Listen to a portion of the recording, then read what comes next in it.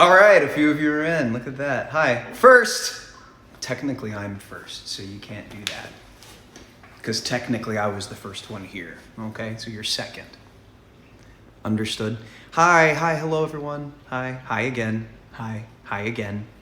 And again. Some of you guys were here for the test stream a little while ago. And then I'm assuming that some of you guys were in here or were on my TikTok a little while ago. We had a little pregame. I tittled on the piano a little bit, which was fun. 340. Hi guys, hello. So listen, this is me at home, and I am happy here. Hence the hashtag happy at home.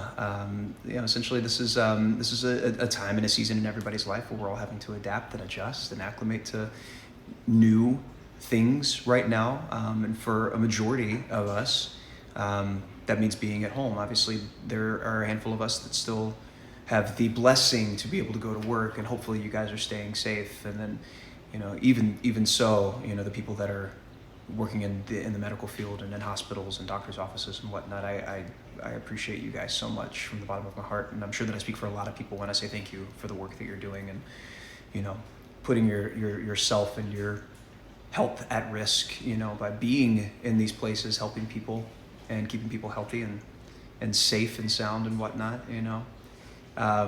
Get a couple things out of the way. Wash your hands, please. And if you can, from a penny to a nickel to $1 to $1 million, donate to the Actors Fund. Is an incredible organization that helps keep those that work in the entertainment industry afloat and alive. Times are trying from project to project. All of us are freelance. We work in a service industry, and it takes a really long time to get established and situated and find success in the field. I think that there's a common misconception that actors just live this super luxurious, beautiful life with no worries and no cares, and everyone travels on private jets and gets whatever they want, and that's just not the case. I can't tell you the times in my life where I had like 12 cents in my bank account and I had gas to pay for to try to get to my part-time job. And there are actors, still to this day, specifically, in the Broadway space. Like it's a beautiful, beautiful community, and I'm very moved and very honored to be a part of it, but no one's getting paid millions of dollars to work in theater, and there are single parents with kids that have rent to pay for where we can't work right now. And it's tough, but an organization like the Actors Fund, is there to help and keep people together. There's fantastic benefits for people that are HIV positive, women with breast cancer, so on and so forth, that they make sure people have housing and have the ability to go to a doctor and get things taken care of, get proper medication, so on and so forth. It's not just the food and the shelter. It goes far beyond that. So very grateful to be a part of an industry that is so thoughtful and caring towards their artists, actors, and whatnot. Holden, yes, I am Holden. Okay, let's get that part out of the way too. I am Holden, if you watch Liv and Maddie. I am John Ambrose McLaren, if you've seen To All the Boys I Loved Before. I know this one might shock you guys. I am Seacat in Teen Beach Movie that we filmed like 34 years ago. I had much bigger hair at the time. And I'm a little bit older now, but that is me. That's all me. If you watch She-Ra, I play Seahawk, and Soda Pop, and a handful of other characters on that. Archibald on Netflix. The list goes on and on. The ultimate thing that I'm really here to talk about is my ultimate joy right now, and I think the most stimulating and fulfilling thing that I've ever done in my artistic career, which is play Evan Hansen in Dear Evan Hansen on Broadway. It's been the time of my life. It has without a doubt been the single hardest thing that I've ever done in my 16 years of doing it. But man, is it fulfilling.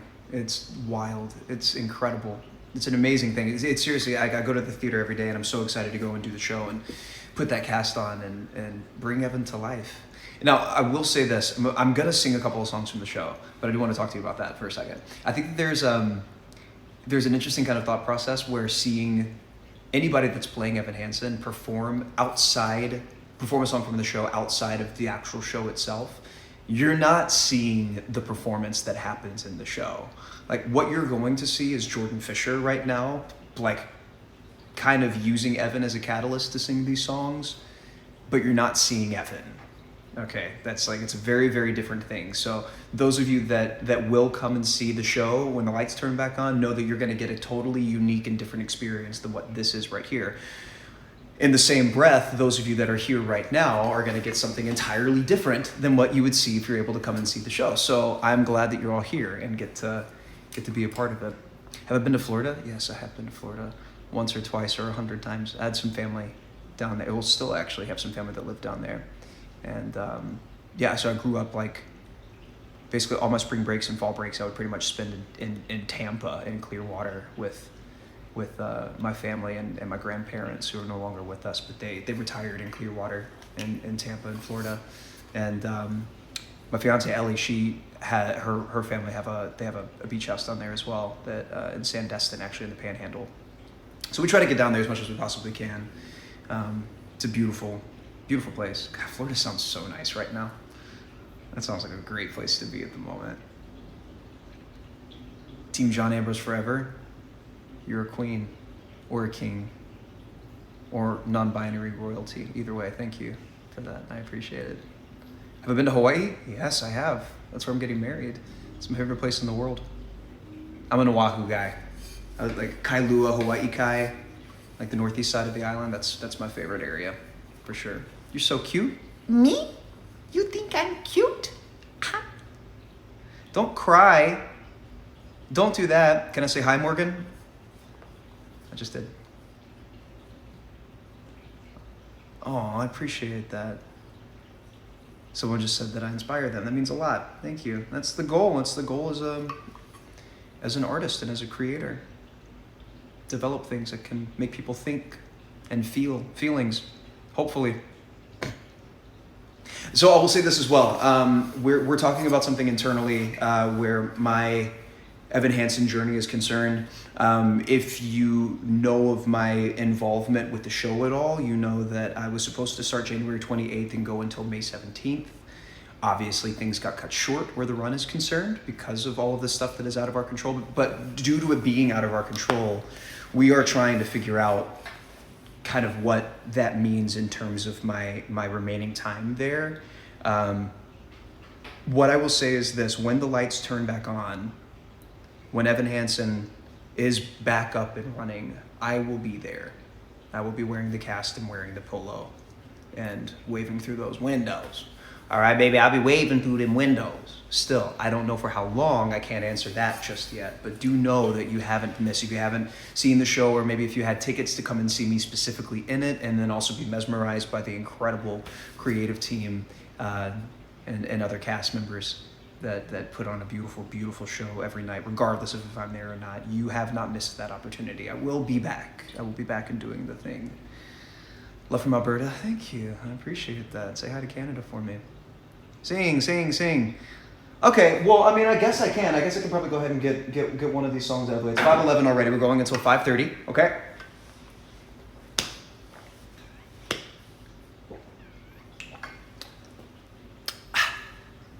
Hydrate, people. All right, so this first song, let me make sure it's working. Yeah, okay, it's working.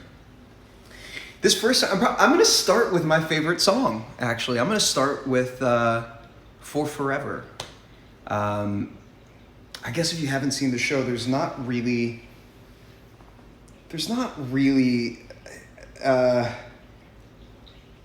valid way for me to explain the context of this song without giving too much away, but let me see if I can. I'm going to do my best. If you know the show, if you know Dear Evan Hansen at all, Evan Hansen, who's the character that I play, is this. He's a 17-year-old kid that deals with crippling social anxiety and depression, and experienced a pretty trying season of his life that basically put him in a position where he is supposed to write a letter to himself pretty much every day, just something. Kind of a letter of affirmation, just like, Dear Evan Hansen, today's going to be a good day, and here's why. and then that is supposed to kind of lift his spirits, you know. So the bottom line of the show is that it's about this boy who needs a family and a family who needs a boy. It's about a letter that was written but never supposed to be seen by anybody, and it's about a lie that was never supposed to be told. Okay, so that's kind of that. He finds himself in a situation where he kind of is able to get the thing that he wanted most in his life, and that's to fit in. So this song right here is kind of describing a story that he kind of wish took place in his life. And that's probably the best way that I can describe it without giving too much away. This is for Forever.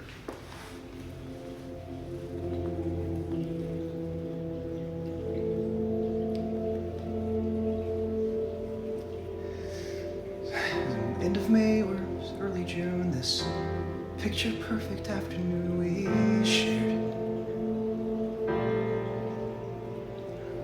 Drive the winding country road, grab a scoop at Alamode, and then we're there. An open field that's framed with trees, we pick a spot and shoot the breeze like buddies do. Quoting songs by our favorite bands, telling jokes no one understands except us two. And we talk and take in the view. All we see is sky for forever. We let the world pass by for forever. Feels like we could go on for forever this way. Two friends on a perfect day.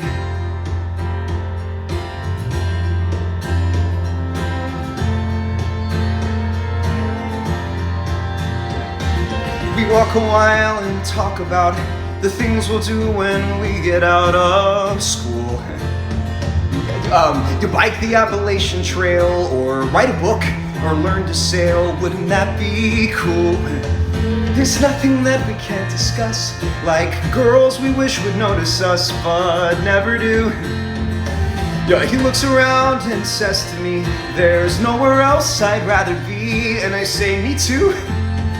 And we talk and take in the view. We just talk and take in the view. All we see is sky for forever. We'll let the world pass by for forever. Feels like we could go on for forever this way, this way. All we see is light for forever, 'cause the sun shines bright for forever. Like we'll be alright for forever this way. Two friends on a perfect day. And there he goes, racing toward the tallest tree. From far across the yellow field, I hear him calling, follow me. There we go, wondering how the world might look from up so high. One foot after the other, one branch then to another. I climb higher and higher, I climb till the entire sun shines on my face. And I suddenly feel the branch give way. I'm on the ground, my arm goes numb. I look around and I see him come to get me. He's come to get me. And everything's okay. All we see is sky for forever. We let the world pass by for forever. Buddy, you and I for forever this way, this way.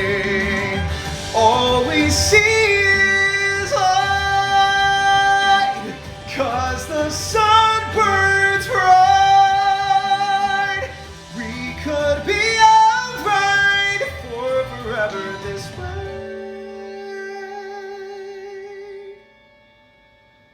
Two friends, true friends on a perfect day.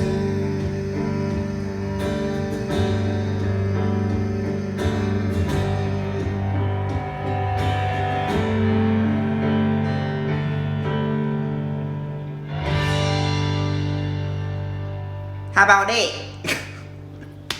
Ellie's like silently applauding in the back. I love it. Oh man, yeah, that's my favorite song in the show for sure. That's my favorite song to sing. That and probably Words Fail Part 2, but it is a kind of impossible song to sing in this scenario, in this environment. So I'm gonna leave that one. I'll sing another one in a second. Y'all had to give me a second to like catch my breath, baby. I gotta like rehydrate and whatnot. So I will answer some of your questions for now, for the time being, if you guys have any. Waving Through a Window, yes, no, I mean, well, I guess I just kind of gave it away. I'm gonna sing Waving Through a Window next. That's gonna be the next song I sing. Okay, so y'all don't have to worry about it. Y'all have to spam Waving Through a Window in the back. By the way, speaking of hydration, let me kind of tell you guys about this. So during the show, during my run, I drink about 1.5 gallons of water during the day, and when I'm not doing the show, I drink about 1.5 gallons of water, and then during the show itself, I go through about 6-7 bottles of water. That's how much it requires. It requires so much of your body, of everything about you. You know, we're made up of mostly water, and you know, when you're on stage, there's all of this stuff. There's like your adrenal glands, they get like dumped because you're on stage and you're in front of a lot of people, and you know, as an actor, your goal is to entirely disappear, right? Like that's to disappear. That's like the whole goal there, and that requires like a lot. It requires a lot more than you could imagine. So vocally, obviously, and then there's like the emotional side of the show too, which I'm not gonna go into too much. If you've seen the show, you know what I'm talking about. But it requires a lot of fluid that you're kind of just draining throughout the show, like while you're singing too, by the way, mind you. But sing Happier, like the Bastille and Zed song. I'm good, thank you. I'm fine. Not the time, baby. Not the time. How did the show happen for me? Okay, so I did Rent Live last January, right? January 2019. Michael Greif, who directed Dear Evan Hansen on Broadway next to Normal, Rent, the original Broadway production of Rent, and the off-Broadway that he did a few years ago too. I think Justin Guarini was in it, Brandon Victor Dixon. We worked together on Rent Live, got to know each other very well, became good friends, and learned that we loved working with one another. And he just kind of said, like in passing during the rehearsal process for Rent, he was like, maybe you'll come sing, some Evan for me at some point in time. That's how he talks. And I was like, I would love to. That would be a blast. And then all of a sudden, some months later, I was in an office up in New York and meeting with him and Binge and Justin, Pasek and Paul, who wrote the music for the show, and Stephen Levinson, who did the book. They're incredible, obviously. I mean, they created a whole world for us to fall in love with and characters to fall in love with. So I met with all of them and sang a couple of songs from the show, and they were like, would you like to come be Evan for us for a while? And I said, would I ever? Now, mind you, I claim that I'm a baritone living in a tenor world. I think that Evan Hansen has made me more of a tenor too, just because of like what it requires vocally. Before I started the rehearsal process for the show, there were notes in the show that I just they weren't working, they weren't happening. Okay, so that just requires, Liz Kaplan, first of all, who's my vocal coach in New York, who is a goddess, and I worship the ground she walks on. She is incredible. And when I started the rehearsal process, I had this like really bad cough, this terrible, like super dry, gross cough. Like it lasted for a little over a month. It was terrible. This was like last fall. And she like rehabbed me basically. She like rehabbed my voice back to health and got me, you know, right for the show again, which is really great. And over the course of the rehearsal process, I figured out where to put things and how to place things so that I could do it A, consistently, and B, in a way where I wasn't thinking too much about it, so that I could focus on the actual character development throughout the show and you know, bring Evan to life and tell a story, tell a beautiful story, you know? And that's, so much of that is in the text, by the way. Like that's, Stephen Levinson is so smart, and obviously so are Pasek and Paul. They really take care of the actor by what they wrote and what they created, you know. So it's really just kind of there's guidelines there. There's kind of like a stone path that I'm able to walk down, and then at that point it's just a matter of doing it, you know, being the best leader I can possibly be, both on stage and off stage, and loving my cast. You know, I got to spend a good bit of time with Andrew Barth Feldman, who's the Evan. Prior to my run. And if you guys know anything about Andrew at all, he's a nugget, and I love that boy so much. He was 16 when he started the show, 17 by the time he ended. He's going to Harvard this fall. He's so stupidly talented and so real and so kind and loving and warm, and everybody in that theater just absolutely adored Andrew. So of course there's like, you know, big shoes to fill there, but I'm grateful that I got to spend some good time with him and you know, get to know the rest of the cast before we started the run. But everybody was so warm and so wonderful going into it. You know, everybody was like, let me know what you need from me. They all recognize how, like, what a massive undertaking A, the show is, but B, just playing the role of Evan just requires so much. I mean, a lot of people will say it's one of the hardest roles on Broadway, and I can attest, after doing it now for a couple months at this point, it's definitely difficult, but again, it's so rewarding. That was a long-winded answer to a question. When did I start acting and singing? When I was 10 years old. So 16 years ago, I started doing this, and I fell in love with it. I was a gymnast beforehand. I was a competitive gymnast, and that was kind of my life. And yeah, I got bit by the bug. There might be some like Fish fam in here that know the whole drama club story that they make fun of me for telling all the time. But I had a crush on a girl in 5th grade who asked me to join the drama club, and so I did, and that's why now I do what I do. Because I fell in love with art, fell in love with creating, and, you know, making magic on stage and on a set and in front of a camera, and now behind cameras as well. Can I play 99 cents? What is that? Okay, great. Oh, 5 minutes until we're like done? Oh, wow. Let me sing Waving Through a Window real quick. Holy moly, this went really quickly. Hold on. Okay.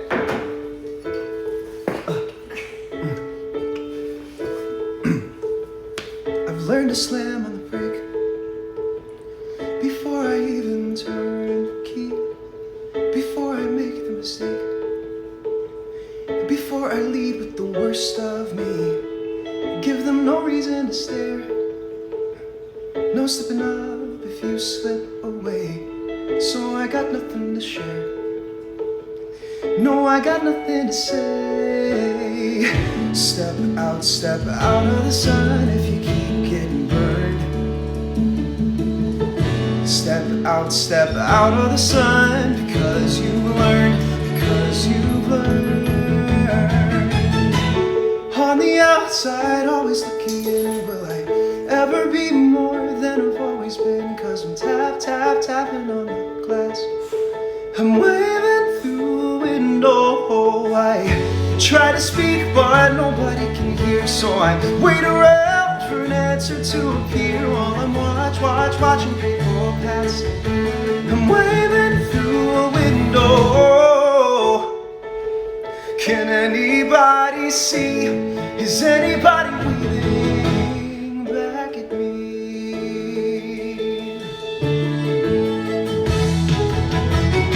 We start with stars in our eyes. We start believing that we belong, that every sun doesn't rise, and no one tells you where you went wrong. wanna step out of the sun if you keep getting burned. Step out of the sun because you learned, because you've learned. On the outside, always looking in, will I ever be more than I've always been? Cause I'm tapping on the glass, waving through a window. I try to speak but nobody can hear, so I wait around for an answer to appear while I'm watching people pass, waving through a window. Can anybody see? Is anybody waiting? When you're falling in a forest and there's nobody around, do you ever really crash or even make a sound? When you're falling in a forest and there's nobody around, do you ever really crash or even make a sound? When you're falling in a forest and there's nobody around, do you ever really crash or even make a sound? When you're falling in a forest and there's nobody around, do you ever really crash or even make a sound? Did I even make a sound? Did I even make a sound? It's like I never made a sound. Will I ever make a sound? On the outside, always looking in, will I ever be more than I've always been? Cause I'm tapping on the glass, waving through a window. I try to speak but nobody can hear, so I wait around for an answer to appear while I'm watching people pass, waving through a window. Can anybody see? Is anybody waving back at me? Is anybody waving? Whoa, whoa.